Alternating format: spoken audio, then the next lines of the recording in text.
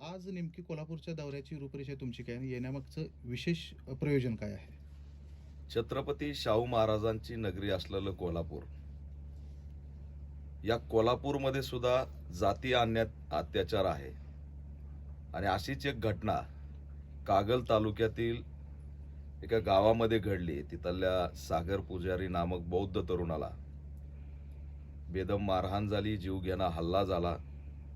आजही एकीकडं नरेंद्र मोदी सांगतायत की गरिबांना आम्ही घरं दिलेत, दलितांना घरं दिलेत, परंतु त्याच्या हक्काचं जे असलेलं घर आहे ते अतिक्रमणाच्या नावाखाली पाडण्यात आलेलं आहे. आणि त्या विरोधात तो अनेक त्या ठिकाणी दिवसांपासून लढतोय, आत्मदहन करतोय. त्याला एकमेव कारण काय की 14 घरं आहेत, सगळ्यांना नोटीस आहेत, पण एक घर असं आहे त्या सागर पुजारीचं की ज्याच्या दारात निळा झेंडा आहे आणि घरामध्ये सातत्याने डॉक्टर बाबासाहेब आंबेडकरांचे गाणे वाजतायत. या रागातून अतिक्रमित असलेल्या घरांच्या जातीवाद्यांनी तक्रार दिली आणि तहसीलदारांनी ते घर पाडलं. घर पाडत असताना त्याचे बायको त्या ठिकाणी गर्भोदर आहे, ते रडतायत. एकीकडे घर पाडलं जातंय, नोटीस नाही, त्याच्यामध्ये कसली असणारी संरक्षण नाही, त्यांनी कुठं जाऊन राहायचं याचं काही पुनर्वसन नाही. पंतप्रधान आवास योजनेच्या गप्पा मारल्या जातात, त्यातून त्याला घर नाही. अन्याय एवढंच असणारं धोरण त्या ठिकाणी आखल्याला दिसलं. आणि याच्यात न्याय मागण्यासाठी तक्रार करायला गेला म्हणून तू आमच्यावरती अॅट्रॉसिटीची केस करतो का, असा असणारा त्याच्यावरती आरोप लावून परवा दिवशी त्याच्या पानटपरीच्या बाहेर त्याच्या आईला आणि त्याला 10 ते 15 जणांनी घेरून बेदम मारहाण केली. ती जीवघेणी मारहाण होती. त्याच्या डोक्यामध्ये रॉड घातलाय, त्याच्या पाठीमध्ये फ्रॅक्चर आहे, त्याच्या डाव्या हाताच्या खांद्याला फ्रॅक्चर आहे, पाय फ्रॅक्चर आहे. आज मी अक्षरशः हॉस्पिटलमध्ये गेलो त्याला बघायला, तर तो घाय मोकलून रडायला लागला. त्याचा तो आक्रोश, त्याच्या आईचा आक्रोश, त्याच्या बायकोचा आक्रोश, त्याच्या लेकराचा आक्रोश, की आजही जातीयता किती तीव्रपणे जिवंत आहे हे त्याचं असणारं उदाहरण आहे. त्यातच ते थांबलेलं नाही, तर त्या ठिकाणी जेव्हा हा ज्याला मार लागलाय तो दवाखान्यात जातो, तर सरळ एक रिपोर्ट बनवला जातोय, डोक्यातून रक्त येतंय आणि एक रिपोर्ट बनवला जातो की नॉर्मल आहे, घरी जा, डिस्चार्ज घ्या. ही कोणती पद्धत आहे? छत्रपती राजर्षी शाहू महाराजांच्या त्या ठिकाणी घराण्याचं नाव असलेलं हॉस्पिटल, आणि तिथं सुद्धा अन्याय आमच्या समाजावरती होतोय. जर एवढी मोठी जखम आहे तर त्याचं सिटी स्कॅन झालं पाहिजे. खांद्याला फ्रॅक्चर आहे डाव्या, उजव्या खांद्याचं तिथं एक्सरे काढले जात आहेत.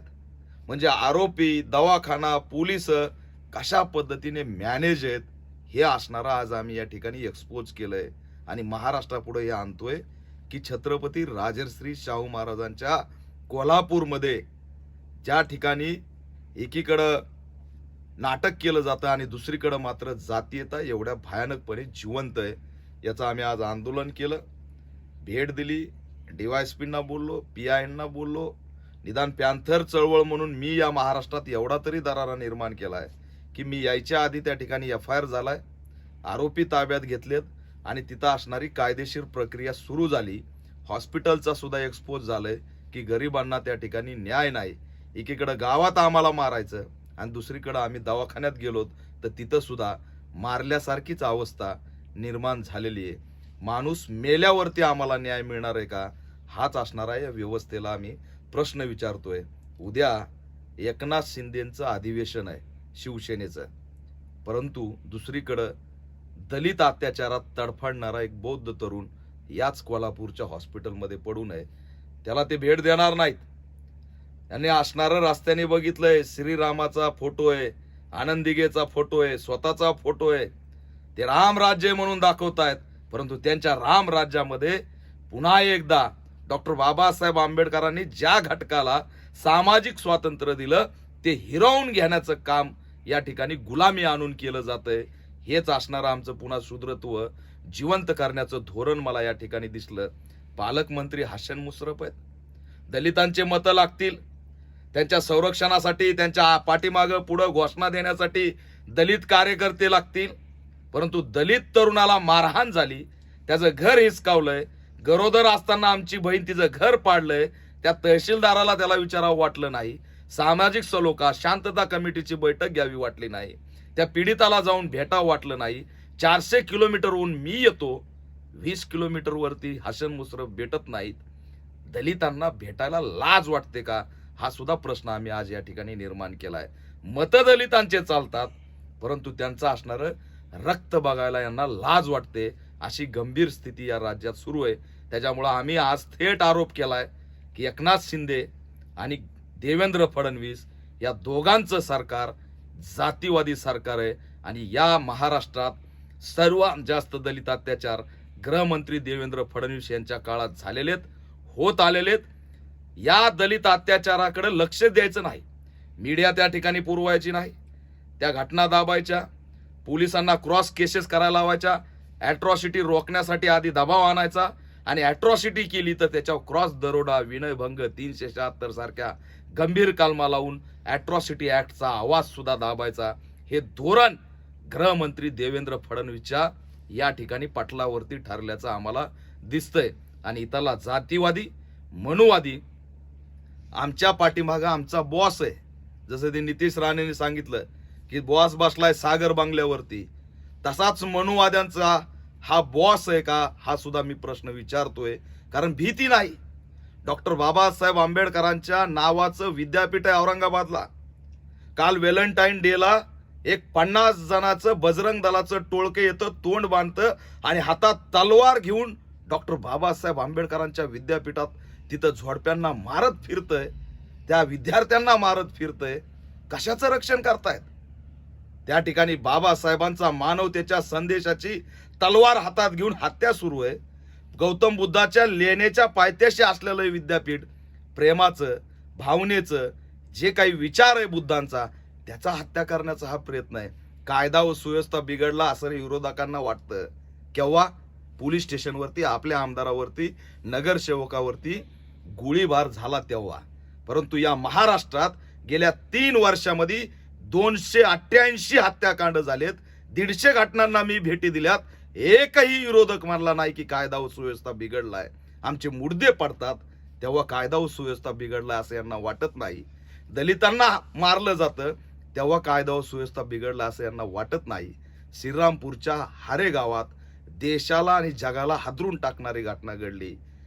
त्या ठिकाणी निरागस पोरांना फक्त कबूतर चोरीच्या संशयावरून उलट टांगून मारलं जातं, त्यांच्यावर थुंकलं जातं, लघवी केली जाती, तरी सुद्धा कायदा व सुव्यवस्था बिघडला असं म्हणायची हिंमत विरोधकांची होत नाही. आणि सत्ताधारी नैतिक जबाबदारी म्हणून गृहमंत्री पद सोडत नाहीत. हे असणारं या देशाचं दुर्दैव आहे. आमच्याकडे न्यूज मात्र ठरलेली बनते. परंतु पुण्याला परवा दिवशी पारधी समाजाच्या महिलेला पोलीस स्टेशनला चोरीच्या संशयावरून घेऊन जाण्यात येतं आणि पोलिसांना ती पाणी मागते. त्यावेळेस पोलीस तिला म्हणतो की मूत पी. ही असणारी बातमी या महाराष्ट्रात होत नाही. आणि तेव्हा मात्र कायदा व सुव्यवस्था बिघडलेला सुद्धा दिसत नाही. नव्याने स्थापन झालेला राष्ट्रवादी काँग्रेस पक्ष, त्या पक्षाच्या महिला अध्यक्ष झालेल्या रुपाली चाकणकर ह्या असणाऱ्या त्या पारधी समाजाच्या महिलेला महिला आयोगाचे अध्यक्ष म्हणून साधी भेटायला सुद्धा जात नाही. ही असणारी दुर्दशा आज महाराष्ट्रात आहे. आणि या पटलावरती मग ती इंडिया आघाडी असो, एनडीए असो, ज्या आघाड्या असतील त्या असतील, जे पक्ष असतील ते असतील, या सगळ्यांच्या पटलावरती आमच्या असणाऱ्या मुर्द्यांचा विषय नाही, आमच्या भूमिहीनांचा विषय नाही, आमच्या रोजगाराचा विषय नाही, आमच्या महिलांचा विषय नाही. त्या ठिकाणी आम्हाला दिसतंय की सुनियोजितपणे आम्हाला या ठिकाणी कैद केलं जातंय आणि सर्वच याच्यामधून नाकारलं जातंय. म्हणूनच आज कोल्हापूरमध्ये येऊन आम्ही या ठिकाणी सांगितलंय की कोल्हापूरमध्ये जातीतेने वर काढलेलं मुंडकं या ठिकाणी आम्ही दाबायला आंदोलनात्मक भूमिका घेऊ आणि कोल्हापूरमध्ये पॅन्थर उभा करून हे कोल्हापूर छत्रपती राजर्षी श्री शाहू महाराजांचं कोल्हापूर, त्यांची ओळख जर या देशात काय असेल तर दलितांचे कायवारी आमचा बाप म्हणून त्यांची ओळख आहे. आणि या बापाच्या आमच्या केंद्रामध्ये या ठिकाणी आम्ही जातीयता उभा राहू देणार नाहीत. त्यासाठी प्रबोधन, आंदोलन, रस्त्यावरचा संघर्ष करू आणि या ठिकाणी बोकाळलेली जातीयता नष्ट करू हेच असणारं आजच्या भूमिकेतून आम्ही जाहीर केलंय आणि व्यापक भूमिका घेऊन आम्ही महाराष्ट्रात निघालेलो आहे. आज देशामध्ये ईडीच्या नावाखाली विरोधक संपवण्याचा कट या ठिकाणी सुरू झालेला आहे. परंतु जे असणारे आता अशोक चव्हाण गेले, अजित पवारांचा पक्ष फुटला, एकनाथ शिंदेचा पक्ष त्या ठिकाणी तयार झाला, उद्धव ठाकरेंचा फुटला. हे सगळे एकंदरीत ईडीचं जे राजकारण आहे, या ईडीच्या हत्याराच्या माध्यमातून या राज्यातली आणि या देशातली एक निवडणूक आयोगाची आणि निवडणूक पक्ष प्रणालीची व्यवस्थाच उद्ध्वस्त करण्याचं, मुळासकट उकडून फेकण्याचं काम या देशात केंद्र सरकारच्या माध्यमातून सुरू झालंय. नरेंद्र मोदी या हुकुमशाही व्यवस्थेच्या माध्यमातून सुरू झाल्याचं हे स्पष्ट चित्र या ठिकाणी दिसतंय. त्यांना निवडणूक आयोग, पक्षांची असणारी प्रणाली ही मोडीत काढायची आणि हुकुमशाहीच्या दिशेने वाटचाल करून या ठिकाणी आपलं अधिराज्य गाजवायचंय आणि त्यासाठी प्रस्थापितांची मोड बांधण्याचा या ठिकाणी धोरण सुरू आहे. अशोक चव्हाण प्रस्थापित आहेत, घराणेशाहीतले. जे देशमुख असतील, अनेक जाणारे असतील, येणारे असतील, हे सगळे घराणेशाहीतले बागडबिल्ले आहेत. या घराणेशाहीनी महाराष्ट्र कोणत्याही माध्यमातून आपल्या ताब्यात काबीज राहायला पाहिजे. इथली संपत्ती लुटता आली पाहिजे आणि लुटलेली संपत्ती टिकवता आली पाहिजे. हेच धोरण म्हणजे यांची विचारधारा आहे. बाकी फक्त निवडणुकीच्या काळात ढोंग केलं जातं आणि या ठिकाणी विचारधारा नसलेले हे सगळे नेते आपली घराणेशाही आणि प्रस्थापितत्व टिकवण्याचं काम मोठ्या प्रमाणात करताना आम्हाला या ठिकाणी दिसतात. आता एकीकडे बघितलं तर अशोक चव्हाणच्या जाण्यामागे ते म्हणतायत मी निराश आहे, मला 2 वर्ष या ठिकाणी टाळलं. सगळं खोटं आहे. निगेटिव्हिटी तयार केली जाते.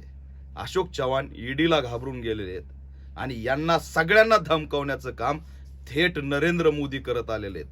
आपल्याला माहित आहे, अजित पवार यांना फोडण्याच्या आधी मध्य प्रदेशच्या भाषणामध्ये सिंचन घोटाळ्याचा उल्लेख केला आणि लगेच असणारा अजित पवारला सरेंडर व्हावं लागलं.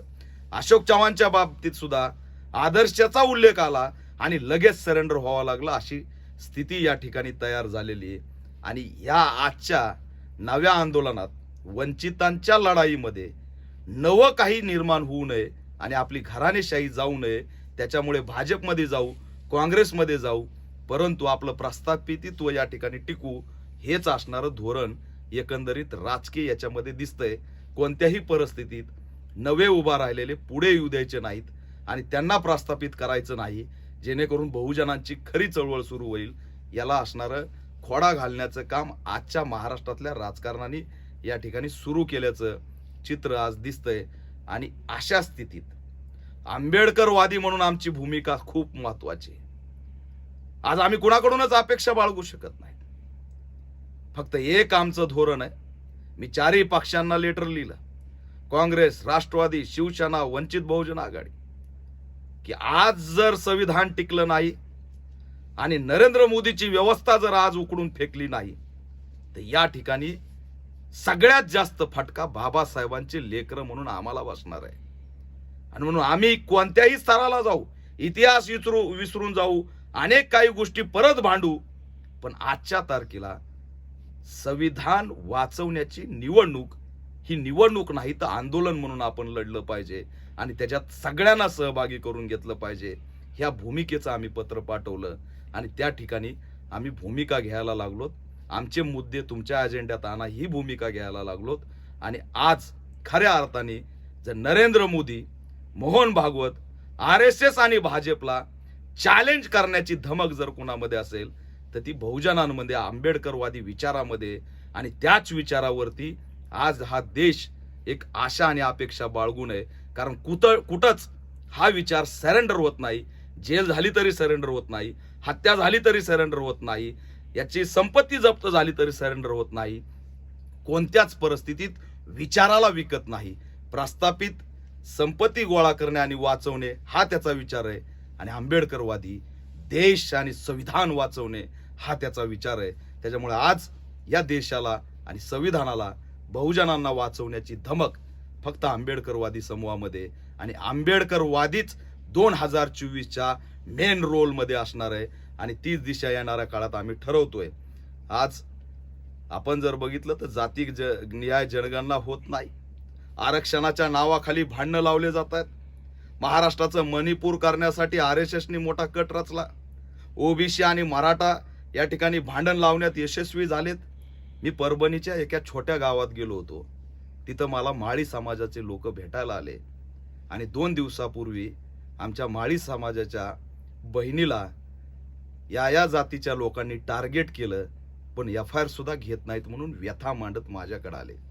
दलित अत्याचारावर काम करत असताना 15-20 वर्षात कुणीतरी ओबीसी अशा पद्धतीने प्रश्न घेऊन माझ्याकडे आलाय.